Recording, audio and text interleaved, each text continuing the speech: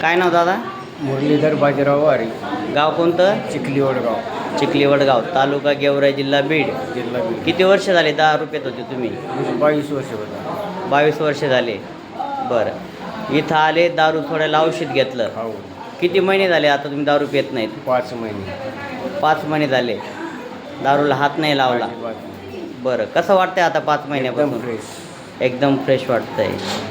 बरं, इथं काही पैसे लागले होते का तुम्हाला? काहीच नाही, 1 रुपया सुद्धा नाही. 1 रुपया पण लागता, तुमची दारू सुटली. हो, कसं वाटतंय तुम्हाला आता? एकदम चांगलं. एकदम आनंदी वाटतंय. पहिले 40 किलो वजन होतं, आता हां. 56 किलो झालं. बरं, म्हणजे आता सगळं व्यवस्थित चालू आहे. एकदम. हां, गाडी घेतली, कुंभमेळ्याला जाऊन आलो, काशी केदार सगळं करून आलो. देवधर्म. देवधर्म सगळे दारू सुरू झाले. बरं बरं, दारू सोडल्यापासून तुमचे बरेचसे समजा फरक पडला. हां, सगळं. बरं बरं बरं.